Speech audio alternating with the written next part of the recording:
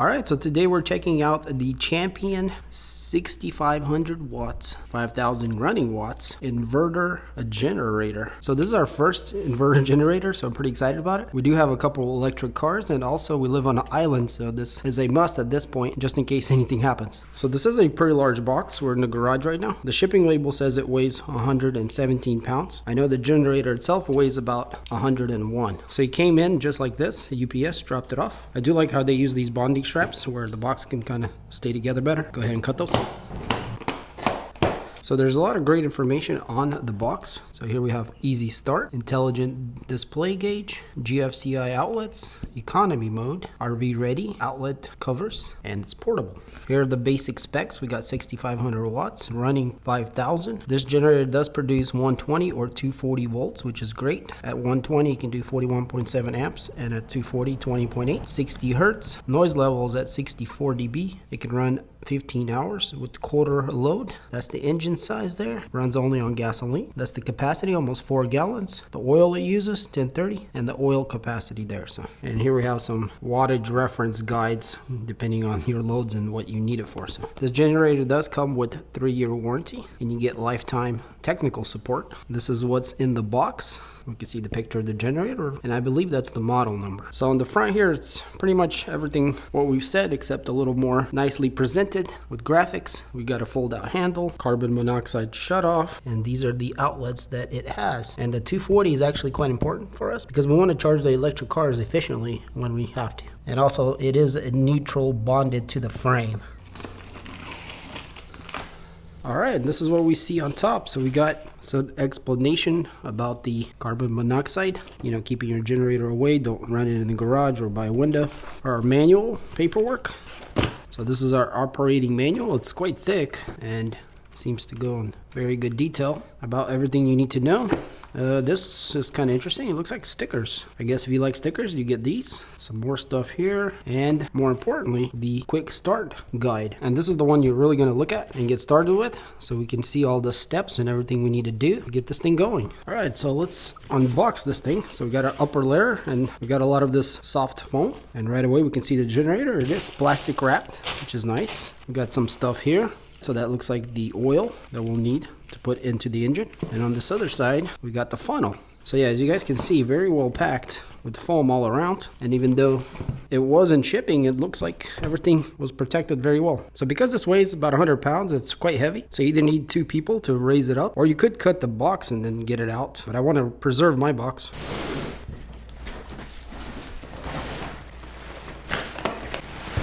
And you guys can see that actually was not hard at all. It kind of all came out no problem, and lots of foam in there. And also we have this plastic bag. I did miss something else that was in there. Maybe our tools, but we'll open it up and see here in a second.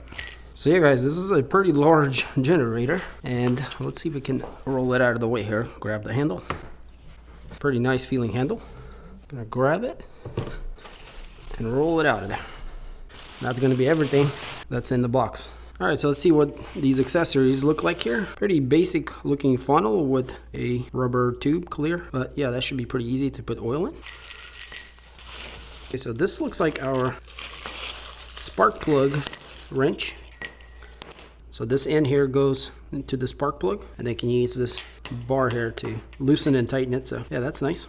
And we get some oil here. So it is a 10W30 engine oil, and it is 0.65 liters. This is the accessories you get. All right, so let's take a closer look at the 6500 watt generator. So on the top here, it does say notice, remove shipping bolts. So there's some bolts that we do need to remove underneath the generator, and we'll get to that in a second. But we can see our fuel cap, very large. So it is connected to a chain so it doesn't get lost. We got some mesh filter and also a red leveling indicator there, I guess saying that's the top or max fill maybe, I'm not sure. But yeah, I love the large throat and the large cap. And it does click when you go too far, which is also nice. So here we have a level gauge, and so there's a little indicator there that one all the way this way is empty and all the way that way is full. Yeah, that's pretty nice. And the manufacturing label. So we do have these really heavy duty handles on both ends to pick it up if you need to raise it. Here we have another sticker with some precautions. Here we have a door. and that's going to be our access to the spark plug. And on the back of the door, we got pretty thick, high density foam, and that's going to be helping with sound deadening.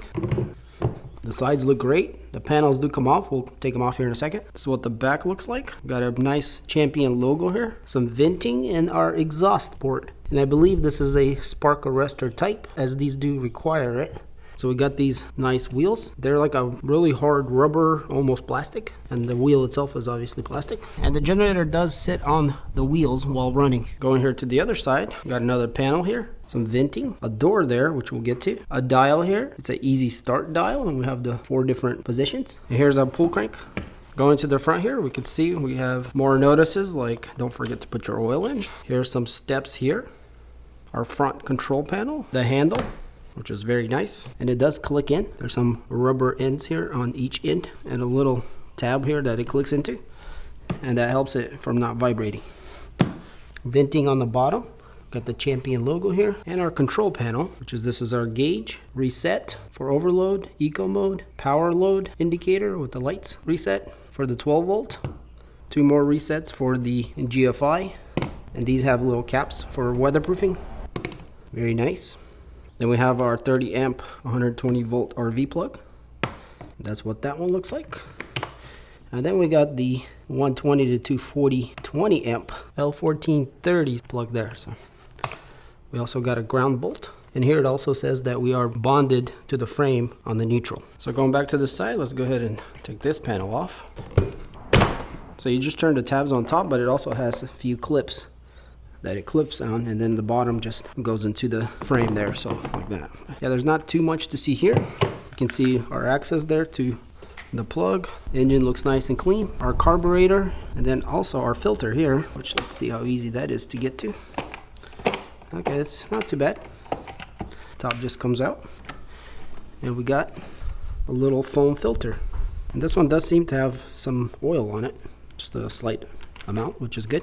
And there we can kind of see the inside of the air box, but yeah, not too much to see, just electronics there. You can actually see the inverter part of it with some capacitors there. So I'm going to put this back and we'll go to the other side. So for this side, you do need to unscrew these bolts here and take the whole panel off, but there's no real reason for that. Mostly what we need is to go in here. And again, we got foam pad on the back. And here, if we peek inside, you can see there's another notice here saying we need to put oil in there and how to check the oil. And then our oil fill there, right here with the dipstick.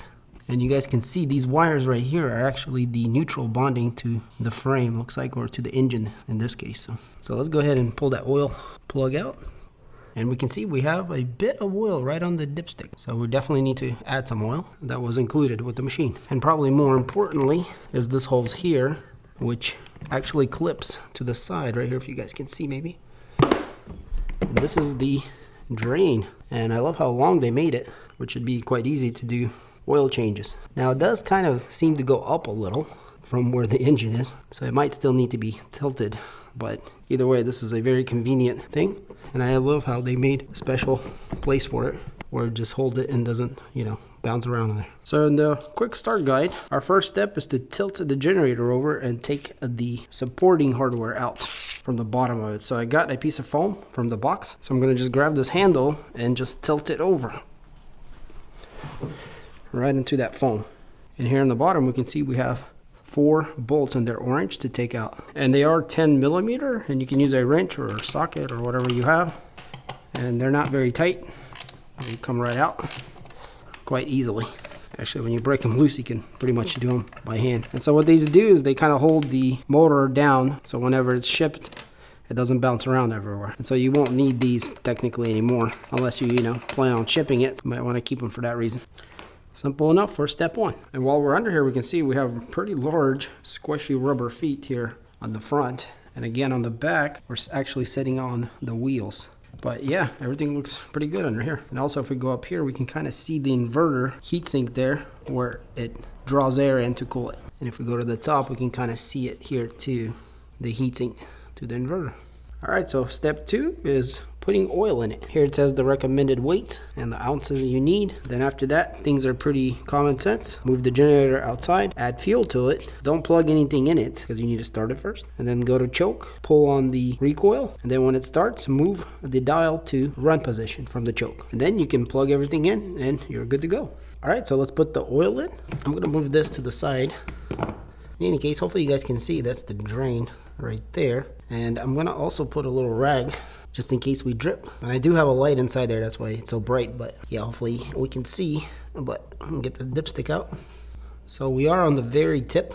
Means we need to add a little more, or quite a bit more, I guess. So we're gonna use this provided funnel. Just gonna go in there, open up our oil. It is sealed, and slowly add it in there. So you want to, kind of slow down towards the end, because we'll probably need to check it here in a bit. All right, so this is almost empty. Wiped off this dipstick, put it in there, and look at that, we're more than halfway. So I guess we could put the rest of it in, and that actually should be the perfect amount.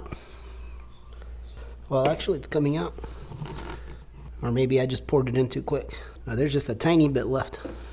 Let's check it again. So you don't have to screw it in; you just kind of put it in there and look. So yeah, it's actually not all the way up, but I guess maybe if we screw it in and screw it back out, yeah, we're pretty much full then. So yeah, I think I was just going way too fast. Let's just go ahead and put the rest of this in there. Just barely anything left. And we should be good with the oil. Now for the break-in, we will have to change our oil pretty shortly after running it. And we'll want to run it for, maybe like an hour or 30 minutes, depends. And then change our oil and do that a few more times after about 2 to 5 hours. And then maybe after about 10 hours or 8 hours. And that way we get all of the metal machining and whatever cuts loose from the engine to come out or flush it out. And give our piston rings to wear in with the sleeve and just kind of let the whole engine wear in. All right, so we can put our dipstick back in, screw it in, clip the drain hose back over here, and put our lid on, and we'll be ready to start it. So now we just got to put some gas in, and I can see the gauge going up a little bit, which probably you guys can't see, but I'll show you in a second. So we put in about half a tank. You guys can see it's a little less than half, but yeah, 2 gallons, a little less. All right, so now we just need to take it outside, and you want to make sure you're in a pretty clear area with lots of airflow. But what we're going to do is set this thing to choke, and then when it cranks, we're going to move it back to run position. So to turn the engine off, you go here, but if you're going to store it away, and probably a good idea whenever you don't use it anymore to just let it run out of gas, then turn it off. And before we started, I'm going to pull on the recoil here a few times to kind of get everything going. The oil.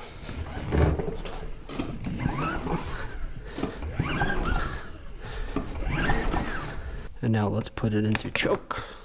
It should start up pretty quickly. Okay, try it there, the first try. So I am in a very warm area, so I probably don't need choke because it's quite hot outside. Let's try it without it. Yeah, sure enough. Wow, that was crazy. So I guess if you live in a very warm environment, you probably don't want to use choke. Like I didn't need it at all there. But yeah, it's running. It's actually pretty quiet. So I'm in an echoey garage, so it probably is going to seem a little louder than it actually is, but I'm going to let it run, warm up. We need to run it for about 4 hours, the manual says, to break it in, but I think I'm going to do only an hour or 2 and then change the oil. And also varying loads, not above 50% is recommended. So as it's running here, we can see we have the display that shows the hertz. That's how much hours, I guess, passed or since the last start. This is the total hours, which is 0.1. That's the voltage, 244. And again, back to the hertz. I just keep cycling through there. Then here we have the reset for the circuit breaker. So if this turns red, click on that. And then below that, we got the eco mode. So if we push on that, it's going to speed up. You guys hear that? Got a little louder. I'll turn that on as it's nice and quiet. Alright guys, so I moved the generator to another spot. It's actually a balcony here, and I got a extension cord plugged into it. And you guys can see we do have some pretty good total hours there, but I got it plugged in into this 12,000 BTU, I believe, air conditioner. So I should handle it no problem. Let's go ahead and start it up. So I did idle up just a little bit when the fan kicked in, but we can see there's nothing on the gauge here. But once it kicks in, we'll be able to hear the RPM up, and we should be able to see the gauge go up a little bit, I think.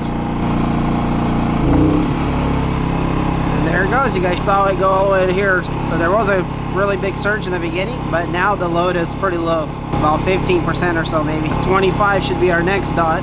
And then 50 is this one. That's 75 and 100. So yeah, it has no issue with this type of air conditioning. Obviously, it can handle quite more, but you guys saw how it shot up. But I'm pretty sure it can handle even larger surges for short periods of time. But yeah, we're gonna let it break in as the AC turns on and off. That's gonna be a good, you know, load unload kind of scenario. And it's pretty light on it, so it'll give it a chance to warm up really good and break in. All right, so we got the generator back in the garage. I got this pan to drain the fluids or the oil. Let's take the cover off. And I don't have a light in there, so it'll probably be a little dark. But let's go ahead and unscrew the oil stick and we'll see where our oil is. Wow, it looks pretty much exactly where it was when we started. So that's a good sign. Doesn't seem to be burning oil for the 2 hours that it ran so far. So let's grab our drain hose. And actually I did realize that there is a cutout right here where the drain hose is more level, so you can drain out. Let's see, I did set the generator on this foam pad to make it a little higher. Oh yeah, that should be good. I might have to hold this up a bit so it's going down. Technically, we could raise the other side of the generator up a bit. It'll kind of tilt, but I think this should be good enough. So the drain is pretty unique. It also has a little chain on it. So we're just gonna unscrew this top piece, and it does have a little gasket. And then we're just gonna set it down and it should start draining out. And there it goes. And I don't know if you guys can see or not, but the oil is pretty clear that's coming out of there.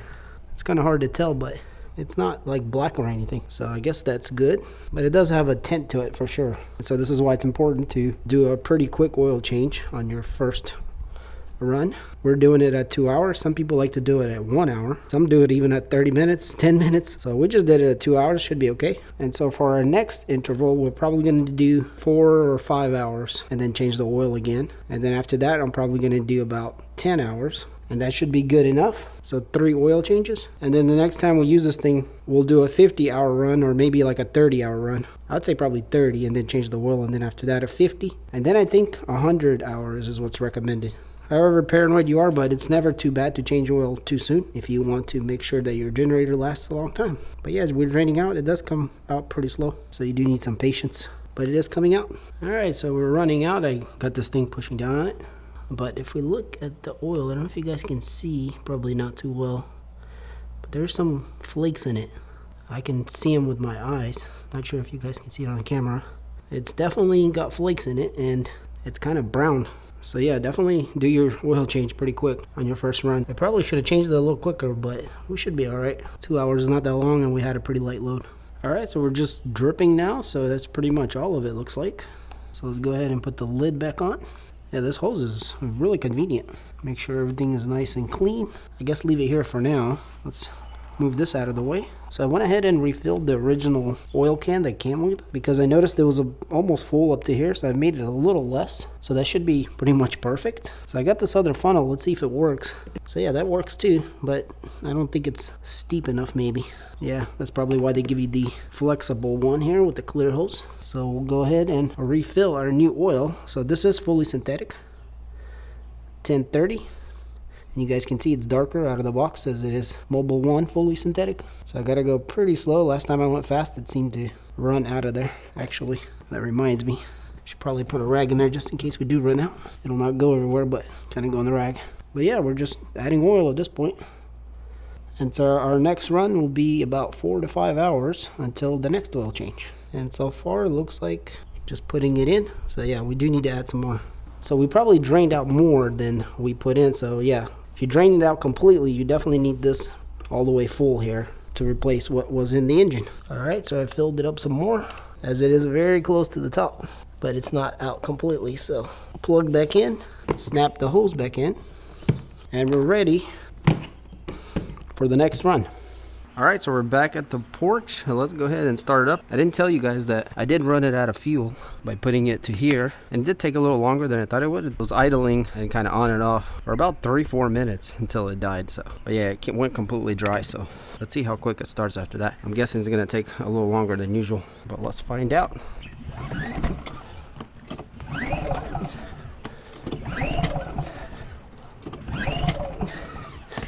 Okay, maybe I should just go straight to run again because it doesn't want to start.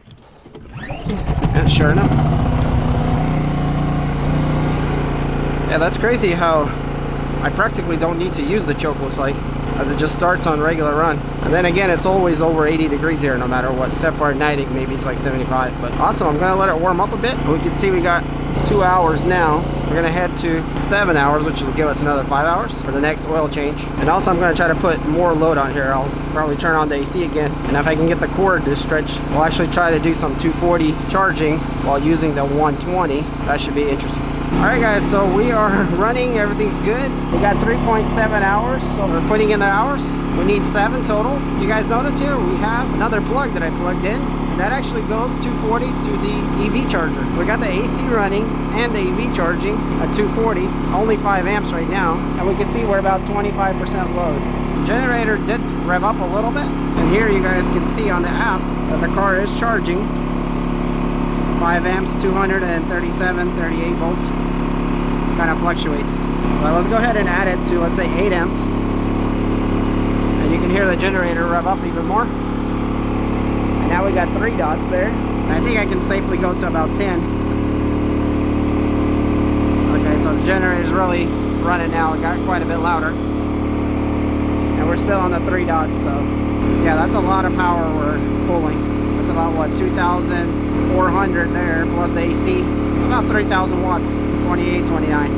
And yeah, it did get quite a bit louder. Definitely like how it sounds at 8 amps. It's more of a softer tone. Let's see, 7, 6. Yeah, 5 and 6 doesn't really care. Almost the same there, so yeah, pretty cool. I'm gonna alter the load up and down and continue to run until we get to that 7 hours. Then we'll change the oil again and run it for 10 hours. All right, so we got the generator down there and it's running. And he's using it for the electric mower there. So yeah, I don't know if you guys can hear that. It's not that loud. Of course, with the smaller loads, it's quite reasonable. And then, you know, larger loads get a little bit louder. But our total hours are still only 7.2. A little less than half a tank looks like, so yeah, it's quite efficient. It looks like you could definitely hit about 14 hours or so on a tank, something like that.